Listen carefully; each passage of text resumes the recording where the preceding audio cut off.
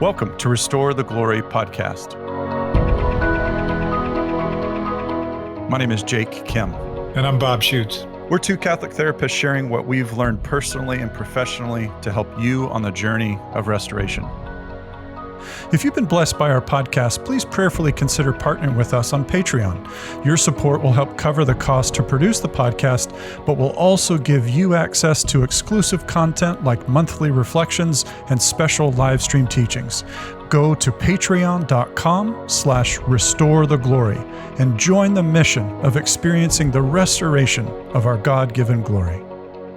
Hey, Bob. Good to see you and be with you. We have started our semester again. I don't know if that's what we call it, but we're back. And we've had a few episodes here.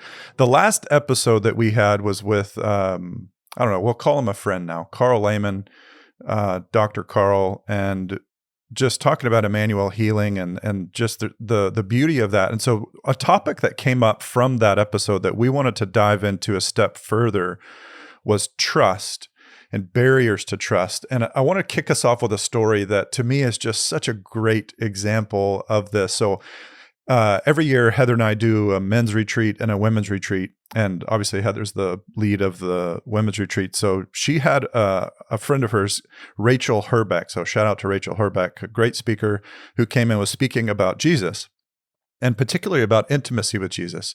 And so it's that, you know, you're on a retreat, it's the Saturday night, like you've got a bit of, some trust is there in the room. And so Rachel's pressing into this dynamic of receiving more from Jesus and trusting him more. And she asked this, you know, kind of hypothetical question that you ask to audiences that I think the general rule is people aren't going to say anything in response. But she asked like, and why don't we trust Jesus? And why don't we open up to him? Right? It's rhetorical. And then this lady in the audience, and I thought this was so beautiful and so honest. She says back to Rachel, because I'm so afraid. Yes. And the room just went silent. Yeah. And I thought, my goodness, she said what's going on, what seems to be going on in so many hearts, men and women alike. Why don't we trust him? Because I'm afraid. Yeah, so true. And I went, oh man, that was such a good story. It was so honest. It was so real. So we're diving into barriers to trust. And obviously one of the biggest ones is fear. But what our hope today is we're going to name some of them and then talk about how to work through these barriers to trust. And I don't know about you, Bob, but I would put this, and maybe I've said this 5 times before, so forgive me if I have. I would put this as one of, if not the most important domain in the healing journey. When trust is present, everything shifts and changes. Even if everything doesn't get quote unquote better, like I still have trauma I'm working through, whatever. But if I can trust, it's a dramatic change. So thoughts, Bob? Yeah, so many after everything you just shared. Yeah. One is, this is what you talked about in terms of fear is what we discussed with Dr. Carl Lehman at the end, and just how when we can identify the fear, just name the fear, and then renounce it, that has a lot of power. And he said many people who have barriers to receiving, when they do that, it clears up. But I think there's also a lot of other pieces to this, and a lot of other nuances.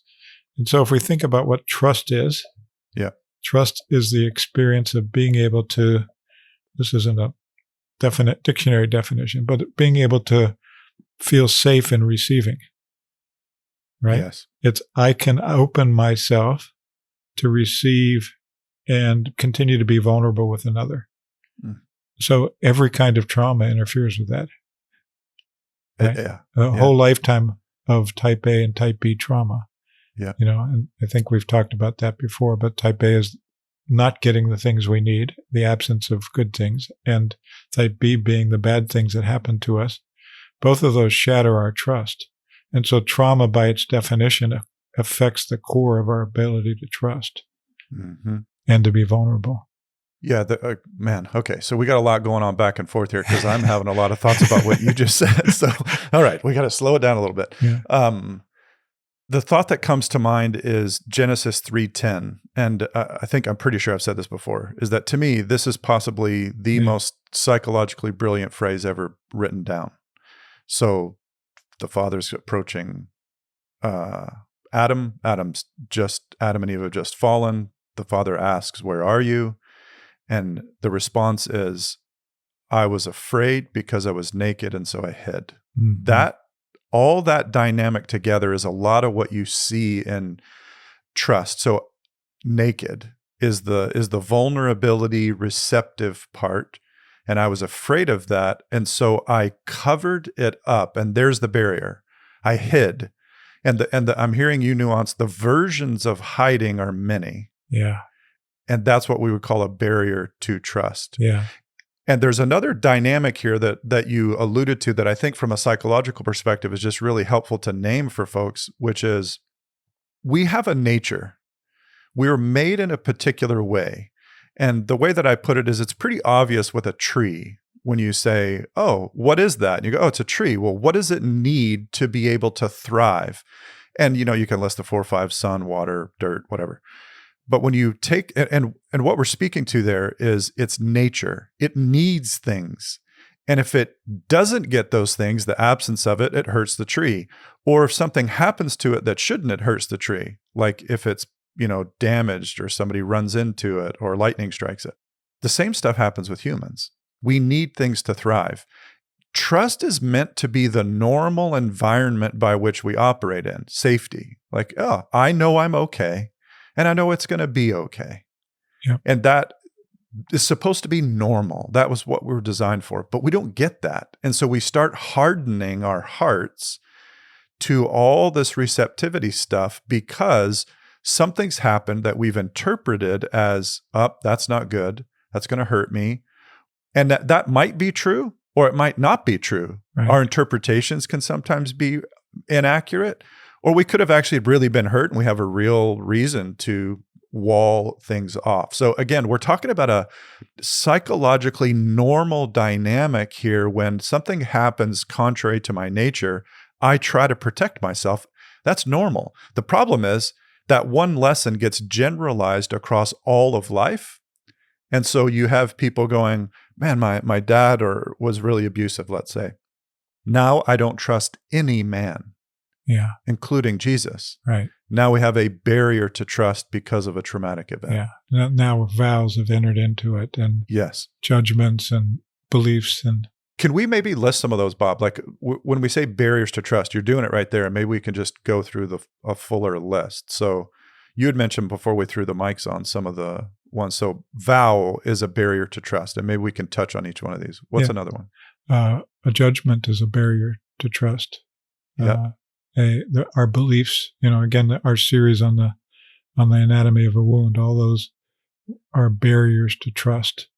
But, as we talk about specific ways in which we hide and we develop barriers to trust, things like abandonment, believing that God's not there, God's not going to answer my prayer.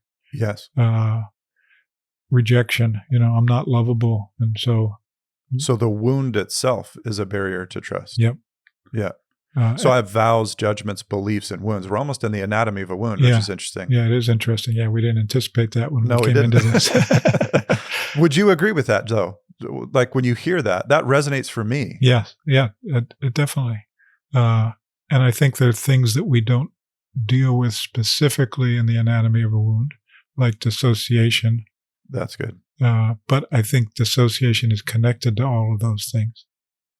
I would add also emotion. And I think that's it's almost slippery because emotion isn't necessarily good or bad. But when you have a strong emotion and you interpret it in a particular way, then it can become a barrier to trust because you don't know how to regulate it. Yeah, which probably based in the beliefs, right? And the wounds. There we go. Right? Emotions leading to a belief or interpretation. Or the result of, I have an emotion because of the belief. There we go. That I have. Both ways. Yeah. So vow, judgment, beliefs, wounds, dissociation, emotion. That's all. That's it. That's all we got to do. Yeah. Does anything else come to mind? Then maybe we can touch briefly on each one of those about how to work through them and navigate Well, them. the other thing I would put out there is when you were talking about the Adam and Eve story, I immediately my mind went to John, the letters of John. Okay. I think it's the first letter. And he said, perfect love casts out all fear, and fear has to do with judgment. Interesting. So you think about that with Adam and Eve. I was naked and I was afraid, so I hid. What am I afraid of? I'm afraid of the condemnation. Wow. Right? I'm afraid of rejection. I'm afraid of being cast out. I'm afraid of being condemned. I can feel that as you're describing it. And I know I have some of those dynamics and wounds, but it's just so helpful to slow down and go, perfect love means I can trust. And the question is, do I really believe that perfect love even exists? Have I experienced it? Maybe I've experienced it and I judged it as imperfect because no one is that safe. Those kinds of ideas that roll around in our heads. Yeah. The Catechism actually says that when sin entered the world, we let trust die in our hearts, is the quote. Yeah. And what's always been interesting to me about that is the Catechism's, the nuance of the word, we let it die. Yeah. In other words, at some level, the will matters in all of this. What's coming up for you? Yeah, we let trust die. Khym speaks to me about our vows and our agreements, and again, back to God. It just starts with God, our series of the three relationships. It's that's perfect love. Perfect love is God, but how many of us distort the perception of God as something other than perfect love? It's God that we fear. Yes. His condemnation, when Jesus said, I didn't come to condemn, I came to save, right? That God's heart is a heart of love and a heart of mercy, but just facing our sin, facing our weakness, facing our brokenness in the light of truth, just to be exposed to truth. For most of us, we've lived in a world of self-protection and self-justification, which avoids bringing our heart out into the light like that. Yeah. This is one of those topics that I appreciate because it brings a whole lot of dynamics together. Yeah. Like it actually makes it quite simple in some ways. Like what's the core dynamic that happened from that awful wound? I'm trying to scan through clients that I've worked with, my own story, people I've accompanied. And it's hard to argue that you don't eventually boil down to, I trust you or I don't trust you. The wounds against trust are so deep because, if you go back again to Genesis, which is kind of this anchoring point of our story, the human story, the enemy, his original intention was to get us to believe something about God that wasn't true. Yeah. And you see this same demonic play in the temptations in the desert. And the article, Chastity and the Refusal to Grasp, that Sister Miriam put us all onto, at least she's the one who put me onto that article. And one of the things that I think it's a bishop who wrote it, he emphasizes the phrase that the enemy keeps saying, if you are the Son of God, then ... he's attacking his identity and capacity to trust.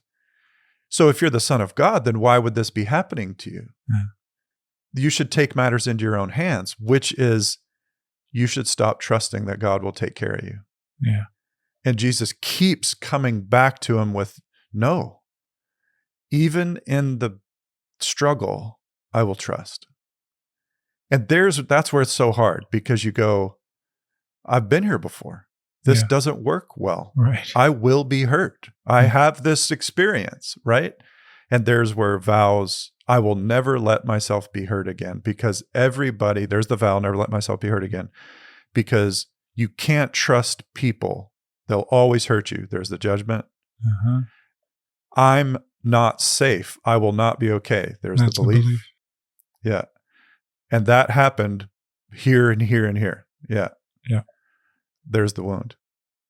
It's just striking me how deep this dynamic goes. Yeah. As we're speaking about it, I'm thinking back to our series on fear versus trust, which was really early. That was one of our first series. Yeah. And a lot of these thoughts are coming back from that. What thoughts? What kinds of thoughts? Just I think we talked about some of this, and it just kind of like, this feels like a little deja vu. It sure does. Can we touch maybe quickly for people? Because I don't know, there's something about it. And maybe it's just me. Maybe I have I know I have a very deep trust wound. So I'm just like very present to this. And maybe I can share a little bit of my story to offer maybe some hope to people.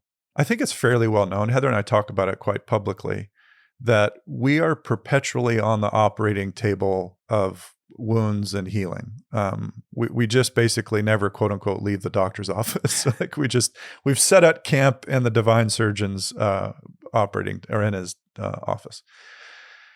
And one thing that we've really been coming to understand and have realized how deeply it's affected us is my trust issues, particularly my distrust of Heather. And how that's manifested has been, whenever Heather would do something, I would interpret her actions through the lens of distrust. I would interpret the tone of her voice. I would interpret just anything through, well, there's no way that's good. So then it means this other thing. And then I would react to that. And then Heather would be shocked about, like, why are you reacting this way? Like, what is going on? And to be very vulnerable, the truth that we've come to is I have some significant attachment wounds. Now, you knowing my story really well might be like, wow, Jake, I've known that since I knew you, like no big news flash here. But that language deeply anchored it for me. I struggle in relationships, and my primary attachment, adult attachment, other than God, is Heather. Mm-hmm. And my trust with her for a very long time was very, very low, and I didn't even notice it. I would have never said that. And the difference that's happening now is, now that I can see it, God has been doing things, Bob, that are they're undeniably miraculous. Undeniably miraculous. It's a little bit weird, because I remember talking to my spiritual director, just going, I need some perspective here because I don't know what's going on. There are things changing in me that I don't understand why it's happening. I said, it feels like stuff's just happening and I didn't ask for it. And he smiles and nods and goes, Jake, have you been asking and praying? How long have you been asking and praying for healing? And I was like, oh yeah, probably since I was a kid, didn't even know it, but explicitly for, over 2 decades for sure. And he said, but we just don't know the timing, do we? And I went, wow. It's just like it's getting to such a core place. Yeah. I can say, I trust Heather. Right. And that is one of the most relieving things for me. I live with somebody that I trust and I know is good and has my best. That is one of the best things in the world. I want that for everybody because of the freedom that it brings about. And what it's facilitating is also my trust in God. There's this echo that's going on between the two relationships, God and Heather. As my trust in God increases, my trust with Heather increases and vice versa. And one final thought, then I'm curious what your thoughts are. There's a movement happening right now in the church, and I love it. And it's this whole thing about the surrender novena. Mm. To me, you could easily change the name of that and call it a trust novena. Yeah. It's the same thing. Like Yeah. the heartbeat of it is this phrase, Jesus, you take care of it. Yeah. And when you pray that concept over and over and over again, essentially what you're saying is St. Faustina's prayer of Jesus, I trust in you. Yeah. You take care of it. Jesus, I trust in you are hand in hand, those dynamics. Yeah. Isn't it interesting that there's a ton of people praying this prayer? You know, we know bishops and they're talking about it's going through archdioceses and stuff, which is really cool. And then they're saying, this is powerful. It's impacting people. It's a trust novena. Yeah. And they're all sharing how much it's affected them personally praying it. And me too. Yeah. And, I think of the litany of trust too. There we go. Just it seems to be what the Holy Spirit is recognizing in our time. Yeah. Maybe it's always been there, but I think in a particular way, we've lost trust. For sure. I know I can't share stuff like I just shared and you not have thoughts about it. So I want to invite your thoughts. Just connecting it to our discussion in terms of barriers to trust. What you identified was a very deep barrier that was early in life and hidden. And it was both a type A and a type B trauma. Yes. Right? It was the abandonment from your mom's being hospitalized when you were a baby. Yep. Right? And then subsequent experiences of attachment loss. Yes. Right? Yeah. And so, my first response is just a deep compassion for that little baby. Yeah. Just for your mom, for your dad, for your brothers.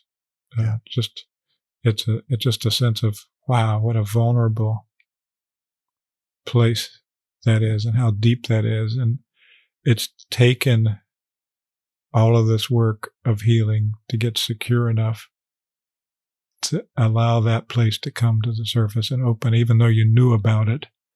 Yeah. It's like it's love that's allowed that place to surface and be spoken. It's the love in the help with the people that are walking with you, but it's also Heather's love and your love and God's love. Yes. All mixed in there together. Yes. What you're saying right now is a critical part of the story for the quote unquote penny dropping in my soul. I didn't respond to Heather. I didn't respond to her well because I couldn't see how she was loving me, but she didn't stop. She kept loving me despite my rejections of her kindness and love. And that penny dropping was a tidal wave of trust because I rejected it and you kept giving it to me. And I just was like, who does that?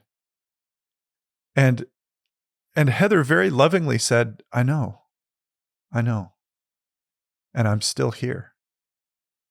And the power of that was so huge. And this is where there's this echo because I'm going, how does someone do that? And she's saying it was only the Lord who could do that within me. Yeah. And as I'm seeing that, I'm going, I've been doing that to Jesus, to the Father, to the Spirit, my entire life. We've been doing that to him since the fall. Yeah. Yeah. What's striking me right now is we're getting ready to do this series on adoption.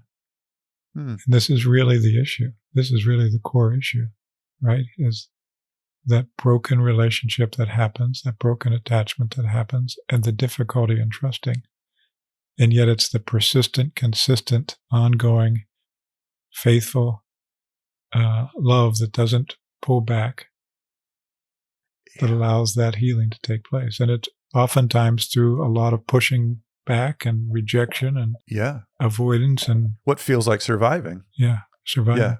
Yeah. You will, the hurt of broken trust, particularly early on, but at any time, is so powerful.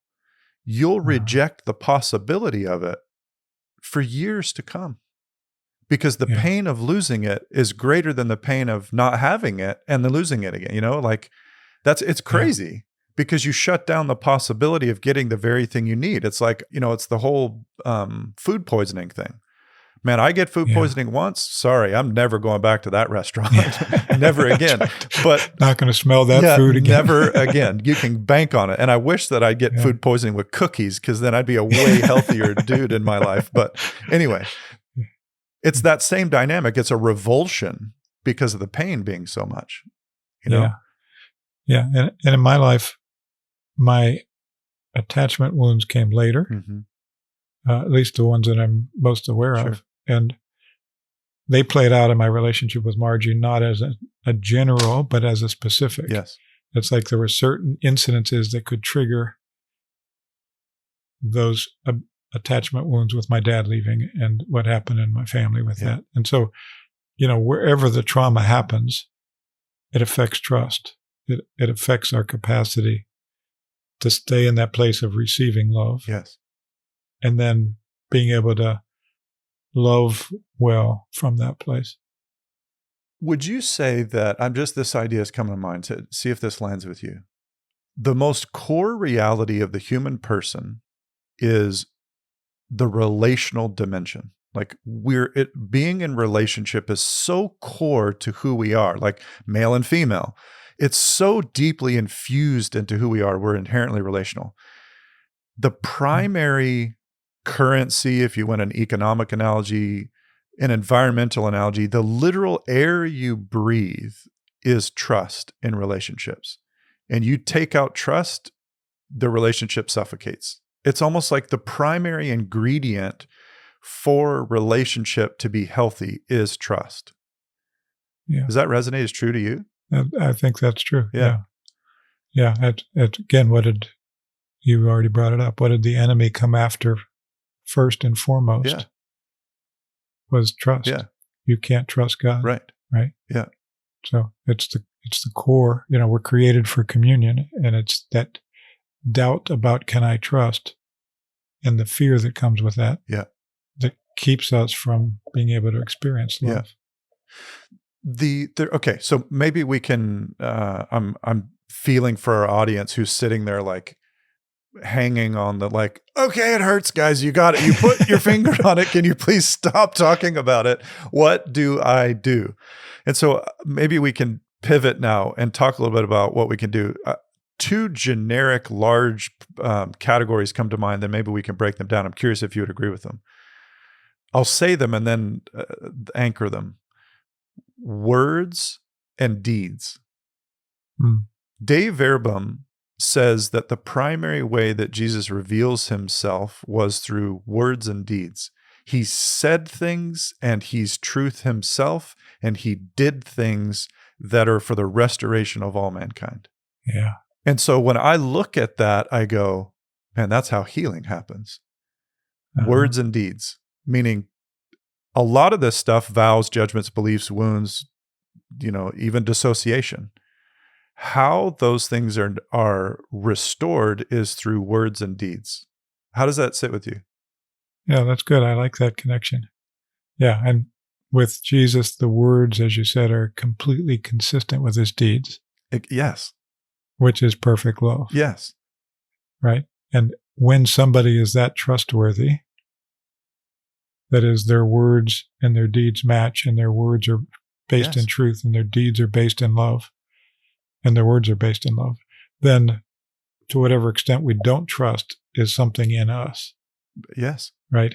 It's the barriers in us. Bingo. But in our human relationships, nobody we know, words and deeds are completely consistent in love. So there probably were times when Heather was saying things and there was a tone to it that wasn't perfect love, even though there was a consistency of love. Yes. But how much that then triggers those places in us that can't trust words and can't trust deeds. Yes. Because of our vows and our wounds, all those things.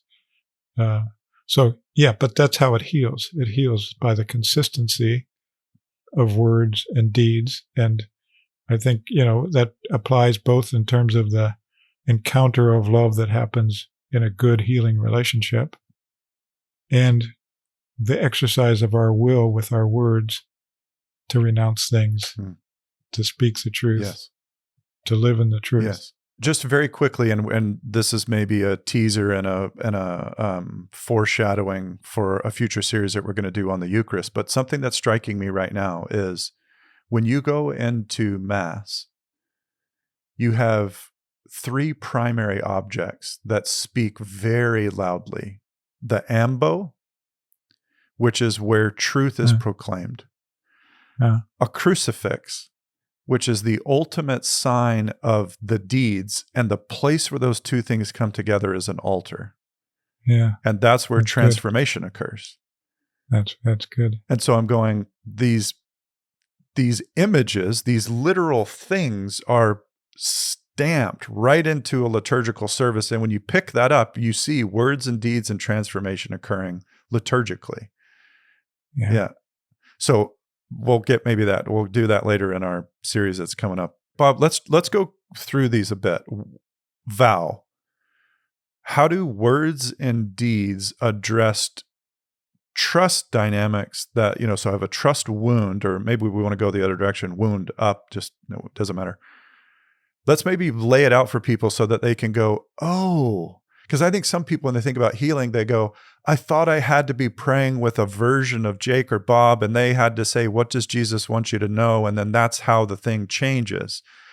Where, yeah, that's one of the ways, but it could also be you're driving down. This is one of the things that's happened for me. Father, Father me is a prayer I have prayed a million times. And I'm driving down the road, and one of the love languages that God has for me is eagles. I love eagles. And so he'll like call the eagle out of its tree at the right time when I'm needing it. An eagle flies right in front of my truck. And I'm like, that's also a deed that didn't happen in the context of Emmanuel healing, for example. So yeah. Can we give some versions of words and deeds? Because one of the deeds, maybe I'll just dive into, I'm answering my own question, sorry. One of the deeds we do with a vow is we renounce it. Yeah. So let's go backwards first, and then we'll talk about the resolution of it. So think about the thing that broke the trust as being either words or deeds that were not communicating love, or at least were not received in love. Yeah, that's good. Okay. Okay. And then think about the beliefs as the internalized words. Yes. That we believe about the situation. Yes. And the judgment being the internalized words that we believe about the other person and about God and about life. Yes. And the vows being both words and deeds. Like the words are, I won't trust somebody. The deeds are, I'm going to protect my heart and not open myself in this situation. And so each of those layers, as we talked about in the anatomy of a wound, are part of the barriers to trust.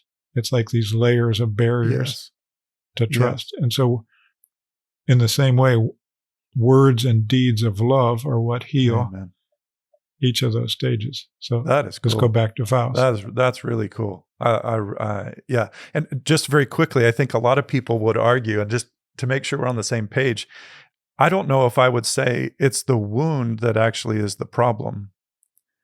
I would say it's the beliefs, judgments, and vows that are the problem, because you can have a wound. The wounds don't change. Sorry, let me qualify what I'm trying to say. You can't go back in time and that wound never have happened. It will have always been there. Right. But it's the belief, judgments, and vows about that wound can be dramatically changed. And here's the anchoring scriptural evidence to me for this. Post-resurrection, Jesus still has holes in his hands. Yeah. But those are signs of glory as opposed to wounds of death. That's what I'm trying to get at. Yeah. The wound isn't necessarily the thing that has to, his hands don't need to come back together, to use that analogy. The beliefs, judgments, and vows about that is what dramatically changes. And then the wounds become giant testimonies. That's been my story. It seems to be what Jesus does. That's what converts Thomas. Amen. And the trauma is held by the wound, by the vows and beliefs. Interesting. So there's trauma that's held in the body. Yes. In the form of fear, in the form of, the neurological response, the brain imageries, all that kind of stuff. And so when that trauma is released, the events still happen, but the event now, you said, is now one that's transformed and able to be transformative in the lives of others. Yes. Okay, sorry, that was a tangent. Let's go back to vow, words and deeds with vow. So go ahead. Let's start again with vow, how the healing and removal of barriers. So a vow to be renounced is not just words, but it's words that are meant to be followed by actions. Yeah. Right. If the words and the actions help form the vow, right, and reinforce the vow, and even if the words aren't conscious, maybe they're unconscious, but it's I will not trust, I will not open myself up, I will not. Yes. Whatever. I will protect myself. I will push you away, or whatever. Yeah. Yeah. Yeah. So simply the words that are spoken, meant from an integrity of the heart, is I renounce the vow that I will not trust and I will protect myself. So new words now. New words spoken in love rather than out of fear. Man, that's important. Yeah. Right? Words spoken in trust rather than in the self-protection. Yes. Okay. And oftentimes when we renounce a vow, there'll be a little bit of fear that comes up. There's one of two reactions that people usually have. Either fear coming up of, oh no, I've lost my protection. Yep. Know that one. Or relief of, I just let go of the burden of trying to solve this. I have to carry around myself. that all. Yeah. And sometimes it's both. Yeah. Right? Yeah. But there's also an action associated with renouncing a vow. It's not just I've spoken the words. Speaking the words is a form of deliverance from whatever's kept me bound up. But now my actions need to step into the thing that I've been fearing. All right, go take that step further. Well, rather than I'm going to protect myself and not be vulnerable, I'm going to risk being vulnerable. All right, so let's pause there for a second. I can imagine myself, other people, all of us, we're in that zone. And here's where an interesting layer, I think, comes in. It's normal in the healing process to need to have, so you could be free of a vow and still have a neurological angst about the thing you're about to go trust in. And I think there's maybe confusion there for people. Well, if I'm free of the vow, it should feel easy. And I think that's a mistake. That's not true. Faith might still feel wrong or off because your brain has been so used to firing down a primary neurological pathway that there's some work that needs to be done to rewire that. Here's my experience. The regrowing of that pathway to trust isn't as long as I thought it would be. Like, especially with Heather, when the vow and stuff was exercised, maybe that's the proper word, delivered, when I was delivered of that, the rewiring, it went pretty good. Like, it was pretty quick in my experience, because I can look at Heather now and go, man, she's great. She's trustworthy. And I'm not thinking to myself, hey, make sure you trust her today. Yeah. It's because Heather is trustworthy that her words and deeds, her words and actions help couple with your stepping into that place of trust and getting freed from that. And so renouncing the vow isn't putting yourself back in danger necessarily. Yep. With somebody who's not safe. I mean, we're not saying that. Yeah, don't do that with somebody who's abusive. Yeah. Renouncing a vow is being free from that self-internalized control. There, that's good. My self-protection, and trusting God with my heart, and then having a freedom to move in either direction, move them towards or away. It's almost like you get your sight back when those things, because you can actually see what is the case. You can see reality. Because in one situation, it would be virtuous to not trust a person because they are not worthy of trust, because they have proven themselves over and over and over again to do harm. The problem, the issue with me and Heather is that the vow, the judgments, the beliefs, the wounds were causing me to see something that wasn't true. Yes. Or I would see, Amplify. I would see 1 out of 100, and I would say the 1 is the 100. Yeah. And that's not fair or true or actually reality. So I think that's an important thing, because some people can blindly go in and go, oh, everybody's trustworthy. No, that's not the case. Right. We still do need to protect ourselves from some people, and that's appropriate. And that's not so much a internalized vow self-protection, but a freedom in trusting God to discern good from evil. That's good. And how to move in and away from That's good. So next one is the judgment. Yeah, let's go there. You want to take that? No, not really, because I feel like I'm too much in the story. I'm like processing story as opposed to, so I'll let you do it. All right.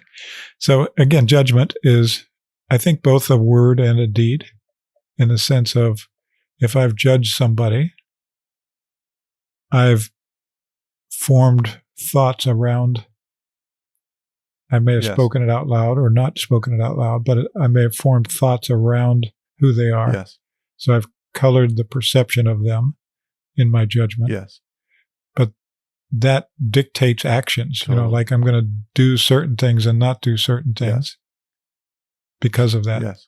And so when I renounce a judgment, it's simple. We did this in the series on, the anatomy of a wound. But in the name of Jesus Christ, I renounce the judgment that I've held towards this person.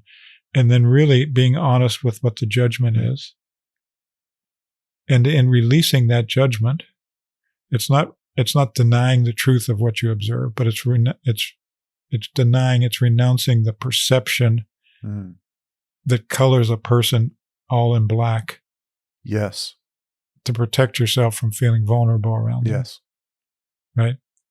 Like Heather's not trustworthy would be, whatever those judgments might be. Right. And that what's something that's interesting, and we nuance this with Jesus, and I think it's helpful to put it in this discussion right now, is words and deeds, words of truth or words of lies. That really helps distinguish the dynamic that we're discussing. And then good deeds or not good deeds. I guess you could call it virtuous deeds or vices, actions that are from vice. Yeah, good.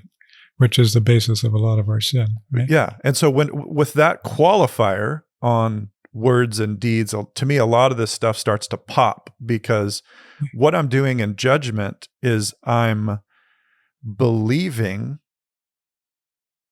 I'm believing a lie about the person. I'm putting that on the person. I'm interpreting and judging. I don't know another word for it. Like I'm casting upon them a truth that I think is true that's very likely not. That has some distortion. That has some, and that's the lie part of it. Because it's also okay to have judgments that are true. You can have a true judgment. Yeah. But it's again mixing that with deed. If it's made in love, yes, rather than made in resentment, hate, bitterness, anger, whatever. Right. These nuances to me are really important as we are navigating through this in our own lives and possibly in the accompaniment of other people. Words and deeds are this basic structure we're talking about, but words can be true or words can be lies. Deeds can be love or deeds can be not love. And true words, loving deeds is what we're made for. So what happens when we renounce the words of judgment? Now we have a freedom to see the person with new eyes, and now we can move towards them or away from them in ways of love. That's good. Right? Yes. Now we can give and receive, or choose to have boundaries in situations that we need the boundaries, but there's freedom there. Yes. And all right, so judgments is about the other. Now, Bob, take us through beliefs. Yeah, beliefs are about what I believe that affects my identity, that affects my understanding of life and the world and and God. So judgments is everything outside of me. Beliefs are everything inside me and inside me. Yeah. I'm not loved. I'm not safe. I'm alone. Yeah, good distinction. Yeah. And again, they're words that have been formed into beliefs, that whether they're conscious or not. That's good. Right? And in them, they're based in falsehood. Now, they may be accurate to a circumstance. Yes. That is, I didn't experience love there, or I felt alone there. Yes. But they move from feeling into belief about life. Yes. And about my identity. Yes. One of the things I used to teach about this a lot, which I found helpful, was the enemy is always hijacking a good system within the human person. He comes in and plagiarizes and hijacks. And so what we're actually talking about here is a concept involved in learning theory, in the psychology of learning theory, because we know this when you go to kindergarten and you learn your ABCs, and then you leave kindergarten and you see the letter A in a different font than it was in kindergarten, you can generalize that it's still the letter A and keep going. You don't have to relearn, oh, that's still the letter A. So that's a very, very oversimplified concept, but you learn what a car is, even though all the cars don't look the same. You generalize this because if you didn't, our learning capacity would be so slow, we would be like dumb as rocks. And so this generalization thing actually applies a lot, and it happens in a negative way here. I learned there's this one thing that happened, I believe this, and now I generalize that across this person's entirety, my entirety, church people, whatever. Yeah. So working through the beliefs, Bob, with with words and deeds. Yeah, again, it's several things that we've talked about over time in the podcast, but one is hearing the truth from Jesus, like inviting him in to reveal the truth, to reveal his love in that situation. Yes. And that changes our perception of, if Jesus is present, I'm not alone. If Jesus' love is loving me, I'm not unloved and unlovable. If Jesus is seeing my dignity and blessing me, I'm not bound by the shame that I've been living in, those ways. And so then I make agreement with the truth rather than the lie. Yes, your will's involved. I come out of agreement, which is what renouncing is, with the lie, and I come into agreement with the truth. Yes. So I renounce the lie that I'm alone, and I acknowledge that, Jesus, you've never left me. You're here, and you love me. Yeah. You're with me. You understand me. And even if nobody else does, it's not true about my reality. I'm not alone. Yes. And something that strikes me here, I just want to add this layer in for people. Bob, I've literally watched this happen with you. You'll be up front teaching. You'll say something that is true, and somebody in the audience experiences healing. And what I want to help people see is God is not stingy. That's not his character and personality where he's going, well, I'm not going to come in unless you say, Jesus, come and tell me. Like people can get formulaic, and there's portions of that is good and true because it helps us have guideposts. But I know we have experienced many a time. I've seen it with my own eyes. Somebody listening to you say something, and then you see it. You watch them like go into tears. Something starts to shift because they go, a true word just came into a wound, and it was via Bob, but it was from the source of truth, which is God. But God was like, Bob, you take this, and you do. I love this. I love sharing this work with people. He's not stingy. Yeah. It's funny as you say that. I'm brought back to, I would go to a seminary for about 15 years, and about 8 of those years, one of the rectors would introduce me by saying, there's an anointing here that as the teaching is, there's going to be healing that happens, right? And it was kind of like, oh, that's a real release of burden on my part. I don't have to worry about how everybody here is going to be healed. Just be true to what Jesus is wanting to speak, and he's doing the healing right in the midst of that. I think that's why people like talks. It's why they like podcasts. There's elements of healing that are occurring because true words are being spoken, and that's why what you take into yourself really matters. So again, healing can occur in a quote unquote more traditional fashion, in a Jesus, what do you want me to know about this? Inviting Jesus in, or in maybe a less traditional fashion where you're listening to a talk. Like, to me, that's all normal. You're reading the Bible. Yep. You're at Mass and you hear the gospel and go, oh, and it just, boom. Wow. Yeah. Revelation. Yeah. Okay. So what's the action associated? What's the act associated when we renounce the lie? Is now we're free, first of all, to believe that not everybody's going to abandon us, and not everybody's going to reject us, and I'm not going to interpret everything around me as a rejection or interpret everything. And so I move in that in trust, right? I move in that in action based in trust. And so if I would react to something somebody did, like you were talking about with Heather, based on a belief that she doesn't love me, and she's abandoning me, she doesn't care. Now you have this freedom to enjoy and receive her love and just trust it. It's the best. Yeah. And then the dynamics that change for both of you. Oh, it's huge. Right? It's huge. Yeah. Like it's huge. Yeah. Okay, so we're getting close to the end here. Yeah. Words and deeds in a wound, interestingly, it seems that we're kind of doing that. But one of the interesting things we do often in healing prayer, and Dr. Carl was talking about some of this stuff, is just simply an interactive, connected relationship with Jesus. And what he was nuancing was his words and deeds, and sometimes the deed is just presence. I'm here. Right. In the wound.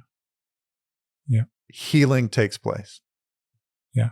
Which is in the memory experience of when that wound happened. Right. As we're reconnecting to the pain of that, that's transforms it.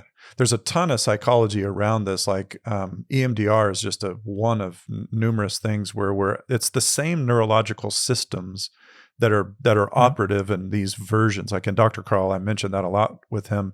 You can see that he's in one domain on a high perspective, but he's deeply nuanced, that Jesus in that domain is way more effective than some of these other psychological tools that aren't bad.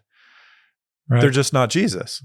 I don't know if he still has it up there, but on his website, he would have all of these methods and compare it to the Emmanuel approach and show the superiority of the Emmanuel approach to every single one of the methods, and yet incorporating a lot of the principles in each of those methods. I saw that in grad school, and that to me was a huge help to me because I was learning all the methods. Bob, it feels like we did part 2 of Healing of Anatomy of a Wound series, but I didn't necessarily intend that. But it's interesting. Yeah, we didn't go in thinking about that. But it sure does. Or the trust versus fear series. No, I know. It's like it's a similar thing. But interestingly, the barriers to trust are those dynamics. I mean, it's just, I love it when it comes together and you go, man, that's so true. It's the same thing. Yeah. One thing we didn't cover a lot here is dissociation. We've been talking about it through it. But what is dissociation? It's basically a really deep vow. Yes.